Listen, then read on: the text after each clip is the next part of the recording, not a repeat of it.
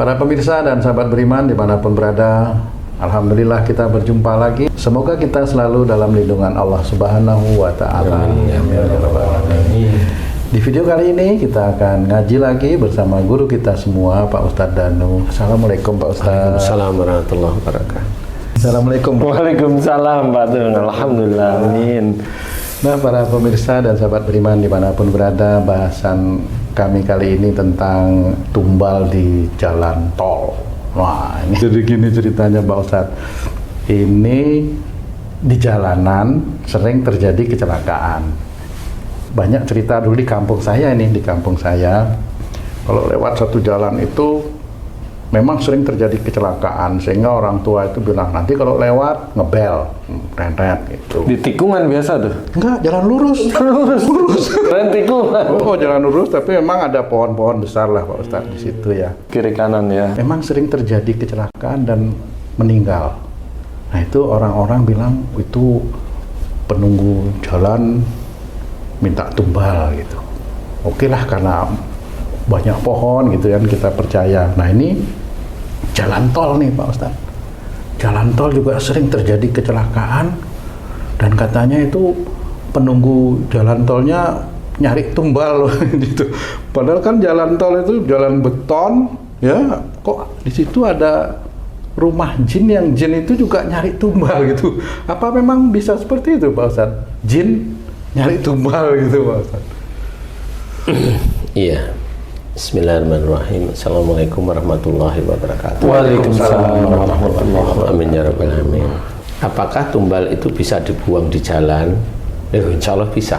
Iya. Jadi kalau dia itu tumbal itu untuk kaya, biasanya dia buang uang di jalan, tapi nggak harus di jalan tol. Kalau kejadiannya di jalan tol, dibuangnya di jalan tol. Ya itu seharusnya kan seperti itu. Ya. Saya hanya cerita, kalau yang tumbal itu biasanya tumbal untuk kaya. Nah kalau di jalan tol kan nggak ada orang. Nah kalau istilahnya itu yang tabrakan, ini macam-macam, nggak harus tumbal. Kalaupun mamanya ada acara tuh di YouTube itu kan banyak ini orang-orang yang merasa dirinya hebat, manggil jin di situ dimasukin, ya aku yang jaga jalan sini, aku selalu minta tumbal kan gitu. Iya, betul. Nah orangnya kan selalu percaya. Saya nggak pernah mau percaya. Ketawa aja dengan orang-orang yang seperti itu. Kenapa Ustadz nggak percaya seperti itu, yang lain percaya? Lah itu jinnya itu udah ditunggangin sama Dajjal biar orang itu percaya sama dia. Gimana? Makanya tidak boleh percaya dengan ramalan ya begitu sebenarnya. Boleh itu menjadi berita, boleh, tapi nggak usah dipercaya karena itu jin itu sudah ditunggangi oleh Dajjal. Agar orang yang mendengar itu percaya. Kalau udah percaya, nanti dia akan di otaknya itu sadar atau tidak sadar, dia mau percaya hal-hal yang seperti itu. Sehingga dengan percaya hal-hal seperti itu, tetap Dajjal yang lain itu seneng bahwa inilah yang dia cari, yaitu orang-orang Islam yang percaya dengan seperti itu. Yang lama-lama tergelincir. Ya pasti. Nanti akhirnya kalau pengen selamat ke sana, orang pinter sana, orang pinter situ, itu kan begitu arah. Awalnya udah percaya sebabnya ya. Ya seperti itu. Makanya jangan. Kalau dia ngomong dengerin aja biasa. Oh itu jin yang dikuasai Dajjal. Kenapa itu bisa dihilangkan? Loh, persoalannya ini dia itu waktu bisa dihilangkan itu enggak persoalan dia di situ terus kok. Kenapa? Dia kan jin yang dikuasai Dajjal itu kan hanya memberikan proposal dia. Proposal agar dikenal sama orang, orang agar percaya. Sama seperti umpamanya kamu nih, kamu sama Haji C nih, ketemu sama wanita nih. Lagi. Ya, kan benar. Kan benar. Cantik nggak nih Mas? Loh ya, nanti. Wanita itu ketemu senyum sama kamu sama Haji C nih. Oke. Ya? Ya. Kan sebenarnya kalau wanita itu ngomongnya nggak aneh-aneh. Cuma proposal wanita itu apa? Rambutnya kuning, dia ngerokok, pakai tank top, Namanya unique selling point. Malah tahu deh. Marketing. Jadi istilahnya itu memberikan sesuatu poin yang memang ini unik. Sebenarnya itu bukan bisa dijual ya. selebnya itu ya. Nah, si wanita ini nggak pernah ngomong apa-apa sama kamu tuh, Ci. Tapi, nih, kalau proposalnya itu kamu terima, itu nggak ngomong dia, ini proposal saya begini, enggak. Proposal itu kamu terima itu gampang nggak sebenarnya? Minta nomor WA-nya. Nah, itu keterima sudah itu. Paham? Iya, kalau gitu kamu nggak ya. paham, bohong namanya. Kayak gitu ya. Itu begitu. Jadi itu proposal yang dia nggak perlu ngomong sebenarnya yang aneh-aneh. Itu. Karena dia diundang, ya masuklah ke situ. Yang datang ini pasti percaya. Kalau nggak percaya, nggak pergi dia. Oh iya iya. Ya, sama kalau ada orang membicarakan tauhid pergi, nah sama. Oh iya ya gitu. Sama, dia nggak suka dengan tauhid. Dia nggak suka disuruh mohon ampun kepada Allah Ta'ala. Dia tidak suka disuruh untuk bersyukur kepada Allah Ta'ala. Dia tidak suka menjalankan amal-amal baik, amal-amal soleh dari akhlak-akhlak yang mulia. Nggak suka dia. Kenapa? Karena dia nggak punya dosa. Wah, Gitu. Dia nggak merasa suka. gitu ya. Merasa dirinya lah, kan sama. Iya benar-benar. Nah. Masya Allah. Itu proposal dari Dajjal melalui jin yang dipanggil oleh orang-orang yang di YouTube itu sebenarnya itu Dajjal aja. Propaganda juga ya. Loh, bukan propaganda, karena manusianya sendiri. Kan gitu. Kenapa disuguhin dengan pakai rambut kuning dengan rokok aja kamu boleh minta nomor WA? Halo, kenapa begitu? Hah? Kenapa coba? Ya kan pengen komunikasi lebih lanjut. Kan gitu kalau minta nomor WA. Itulah yang dicari Dajjal kan dia Iya, begitu supaya sebenarnya. percaya akhirnya. Agar percaya walaupun dia nggak ngomong, dia hanya ngomong ya saya yang menumbal di sini, saya penguasa sini ya, ya penguasa dia. Jangan-jangan Dajjal dan kolaborasi dengan jin ini tahu kesukaan orang yang dihadapi itu. Ya tahu. Makanya orang yang dihadapi atau orang yang memanggil jin itu ya sama di tubuhnya ya banyak Dajjal sebenarnya. Sebenarnya itu aja. Nah, disitulah kita harus memahami tumbal itu ada, bisa aja ada, tetapi kalau kasus-kasus itu kan belum tentu itu tumbal. Bisa aja dia aja mereka-reka atau jin itu dimasuki Dajjal dan ngomong di situ di YouTube akhirnya dipercaya kan seperti itu. Kalau saya enggak, bisa aja lendutan apa namanya aspal yang lurus umpamanya. Kemudian pada saat aspal yang dimana itu berbelok tikungan tapi kemiringannya tidak tepat. Oke, ada justifikasi teknis. Iya, ada teknis di titik itu. Kemudian dari mana nih? Kenapa kecelakaannya selalu dari sono kok nggak dari sini? Nih, kalau dari sini kan pendek baru keluar gerbang tol namanya. Relatif orang kan cenderung untuk hati-hati.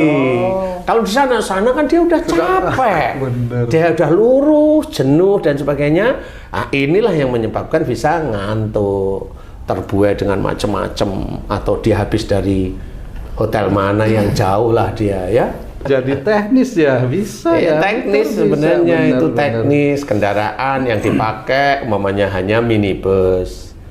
Diisi oleh 10 orang atau 9 orang yang itu kan keluar dari apa namanya? Muatan maksimum sebenarnya. Kemudian kecepatannya 100 lebih umpamanya. Wong yang 80 lebih aja udah kendaraan yang 9 orang minibus biasa itu langsung kanan kiri kalau setir itu kan itu yang menjadi. Jadi orang itu nggak mau tahu. Harusnya dia dengan kok dengan kecepatan segini kok setir kok ke kanan ke kiri kok mudah sekali ya. Cobalah dia pelan menuju ke arah kecepatan jangan 90 atau 100 ya 30 langsung di tol. Lah kan Malah nggak boleh. Malah nggak boleh lewat tol. kan saya Ganggu yang lain. kan saya kan hanya ngajarin selamat. Oh iya, biar selamat. Pelan-pelan asal selamat. Tidak boleh ya. Ya 60 cukup atau 50 60 di situ masih boleh lah insya Allah. Jadi Sesuai rambu lah yang diharuskan.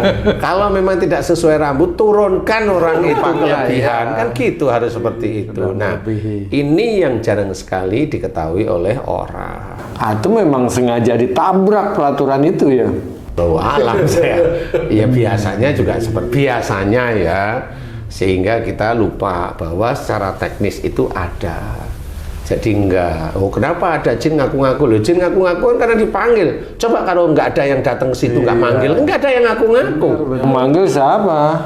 Lah ya orang yang datang di situ. Jadi ya begitu kalau saya penguasa sini. Loh, di sini kan penguasanya Pak Gubernur. Oh, enggak tahu enggak. Kan jadi lucu ya.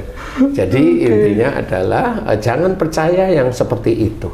Apapun yang mereka buat orang-orang di YouTube lah, ini yang memasukkan jin masuk itu, jangan. Itu adalah kerjaan Dajjal yang memang akan menipu pikiran dan hati kita agar jauh dari Allah Ta'ala. Benar Ustaz, kadang-kadang orang yang nggak ngerti apa-apa setelah menonton YouTube tentang hal jin dan lain-lain jadi kepalanya terobsesi gitu kan, jadi wah liwat sini jadi jangan seperti itu, karena memang jangan memberikan ya itu kan orang-orang ya biasanya yang nggak ngerti, dia cari uangnya lewat situ ya nggak ngerti lah. Kalau dia bilang oh ini kan kebenaran, alah omonganmu sendirilah. Nah, belajar untuk memahami itu, percayalah hanya kepada Allah Ta'ala. Coba kalau kita di tol hati-hati ya. Kalau kita capek istirahat, kan ada tuh pemerintah udah ngasih rest area kan begitu ya, istirahatlah. Terkadang Ustaz, kita sebagai penumpang nggak berdaya atas kelakuan driver atau pengemudi yang ugal-ugalan ya Ustaz, karena mengejar setoran yang dia ingin dapatkan banyak gitu. Itu yang menyebabkan banyaknya kecelakaan. Turun di situ. Di tol. Turun di situ di mana tempatnya? Kan bukan di tol ngangkat orang. Gitu. Turun di situ. Loh kan saya rugi bayar. Biarkan rugi tapi kan insya Allah selamat. Karena begitu caranya berpikir. Tidak ada masalah. Harus berpikir yang positif. Itu cara kita mengelola nyawa kita juga, keselamatan kita. Walaupun keselamatan itu milik Allah. Iya. Tapi kan ada ikhtiar untuk menjadikan safe, untuk menjadikan selamat. Naik kendaraan umpamanya, contoh umpamanya kendaraan hanya untuk 7 orang dengan beban maksimum itu hanya 80 kilo. Diisi 9 orang, orangnya 95 lah kan. Melebihi kapasitas. Melebihi kapasitas sebenarnya. Ya, benar. Itu turun di situ. Jangan bilang rugi, enggak apa-apa. Daripada tidak selamat, ruginya gimana coba? Kan gitu. Mau nuntut siapa kalau yang nganter malah mati ya kan nggak bisa dituntut sudah.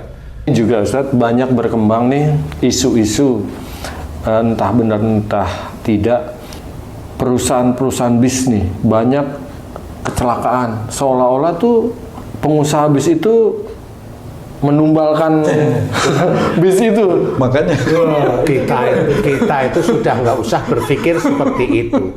Itu kita lihat aja bis itu balapan itu pantatnya itu dijajarin nggak ada 1 meter loh. Itu bukan masalah persoalan yang punya bis yang numbalin. Itu sedang supirnya itu seperti itu. Pengemudinya ya? Iya, pengemudinya. Makanya begitu itu minta turun. Pak sopir turun gitu aja. Kalau ada truk yang kebanyakan remblong tuh sehingga nabrak warung, nabrak apa, itu kelalaian manusia atau memang itu takdir Allah aja udah remblong itu udah nggak bisa diceritain lah ya. Macem-macem itu ya, supirnya ngantuk bisa, remnya blong bisa, keberatan beban ya bisa, warungnya hobinya nyuri ya bisa, macem-macem lah di situ ya. Ini kita kan menganalisa dulu sehingga yang mana-mana. Kalau udah gitu terjadi, udahlah udah terjadi mau apa lagi kan gitu. Makanya kalau kita kuatkan iman kita kepada Allah Ta'ala, kuatkan tauhid kita, beratkan amal soleh kita, itu kan nanti Allah yang lindungin. termasuk naik bis pun dilindungi ya? Insya Allah. Ya, pada saat kita naik, kita ketir-ketir dilindungi, turun tabrakan malah di depan bisa. Seperti itu, macam-macam Allah, cara Allah itu begitu. Alhamdulillah, saya sudah turun kan gitu. Itu cara Allah ngasih perlindungan. Supirnya dihujat, nabrak mati supirnya, atau nabrak patah kakinya. Ya begitu itu. Tapi kok ya nggak belajar gitu loh. Sopir-sopir yang hobinya ngebut itu nggak pernah belajar. Karena nggak pernah lihat YouTube, tidak pernah dengerin pengajian kali dia. Dia bilangnya nyari uang. Loh, nyari uang kan nggak ngebut, kan gitu harusnya. Benar. Pakai inilah. Kalau nyari uang yang baik itu termasuk nyetir lah yang baik. Kecepatan ya bolehlah banter kalau pas kosong. Jangan ada bus, urut-urutan beginilah. Ya penumpangnya ya keter-keter. Nah, insya Allah kalau masalah tumbal tidak usah lari ke arah sana. Biasa aja. Yang penting kalaupun umpamanya si sopir ini sopan. Normal nih sopan itu ya, kalau memang kosong cepat, kalau lagi rame ya enggak, normal lah ya. Kemudian ibadahnya bagus, imannya kuat, amal solehnya cukup. Itu yang namanya di jalan tuh banyak jin itu takut kok sebenarnya. Maksudnya jinnya takut? Iya, dia tahu kalau ini nggak bisa saya ganggu nih kayaknya. Udah. Insya Allah seperti itu. Kenapa takut? Allah nggak ngerti, karena Allah melindungi aja. Caranya bagaimana kan nggak ngerti. Jadi bagaimana cara Allah melindungi hamba-hambanya? Macam-macam. Bukan terus hambanya terus dilindungi terus gara-gara saya nih, tidak boleh. Itu orang sombong namanya, tidak boleh, itu sombong. Dan Allah tidak menyukai orang-orang sombong. Orang sombong insya Allah masuk neraka. Jadi kita tidak usah, semuanya terjadi itu atas izin Allah. Jadi kita harus belajar. Nah, kalau memang di jalan raya ada tumbal, tidak terlalu percaya saya. Kalau di pasar banyak tumbal, iya saya masih oke lah, karena cara-caranya kan cara-cara secara teknik itu masuk akal. Masuk akal ya. Kalau di jalan raya mau tumbal apa nih? Ada si iri-irian di jalan raya. Wah, ngebut nih. Kalau ngebut aja naik Ferrari tuh. Maksudnya mau apa kamu cerita? Iri punya Ferrari itu kan, iri terus disantet. Taruh tumbal di jalan. Ya, insya Allah kalau kita pahami seperti itu, tetap dekatkan diri kita pada Allah Ta'ala, kuatkan iman kita pada Allah, tauhid kita kuatkan, semua pekerjaan baik kita awali dengan bismillah, selesai dengan alhamdulillah. Kemudian tiap hari bersyukur kepada Allah Ta'ala atas karunia dan nikmat diberikan pada Allah Ta'ala. Terus insya Allah nanti Allah yang mengatur kehidupan kita sehari-hari. Rezeki mau dipaskan di titik itu atau dilebihkan itu hanya Allah Ta'ala. Tidak usah kita memaksa Allah. Allah itu sudah tahu seberapa kemampuan seorang manusia. Jadi kalau dia itu memaksa, Allah itu memberikan rezeki, diketawain sama malaikat Mikail dia. Kamu itu makhluk kok nyuruh sama Tuhanmu, gimana sih? Kan gitu. Padahal diketahui sama para malaikat kelakuannya memang nggak bagus. Seperti itu. Jadi harus belajar memahami tentang tauhid ya. Nah, mudah-mudahan dengan itu insya Allah kita, kalau kita berkendara ya hati-hati, yang normal, kecepatannya normal. Jangan umpamanya tahu mobil ini gede, baru, harganya 3M, ngebut sambil ngomong, wah mobil ini memang hebat, ngomong sama istri sama anak-anaknya, ngebut, wah ini ngebut aja nggak ada apa-apa, bres, anak istrinya mati, karena yang dibanggain adalah mobilnya. Begitulah orang, makanya tidak perlu kita bangga-banggain sesuatu, termasuk tidak perlu kita membanggakan ibadah-ibadah kita. Serahkan aja langsung sama Allah Ta'ala. Kalau kita berhitung dengan ibadah-ibadah yang kita kerjakan, sombong, bangga dan sombong, nanti muncul ujub, riak, bangga, sombong, udah itu aja. Serahkan aja kepada Allah Ta'ala, nggak usah berhitung. Mau berhitung dosa kita aja yang kita hitung, nah, baru itu menjadi lebih baik, karena udah tahu dosa kita banyak, mohon ampun, taubat dan sebagainya. Mudah-mudahan bermanfaat. Wallahu a'lam. Amin. Alhamdulillah. Terima kasih banyak Pak Ustadz penjelasannya. Para pemirsa dan sahabat beriman dimanapun berada, demikian tadi penjelasan dari guru kita Pak Ustadz Danu. Mudah-mudahan ini bisa bermanfaat untuk meningkatkan keimanan dan ketakwaan kita kepada Allah Subhanahu wa Ta'ala. Amin ya rabbal alamin. Saya Tung pamit diri, sampai jumpa di video kami yang lain. Wassalamualaikum warahmatullahi wabarakatuh. Waalaikumsalam warahmatullahi wabarakatuh. Alhamdulillah.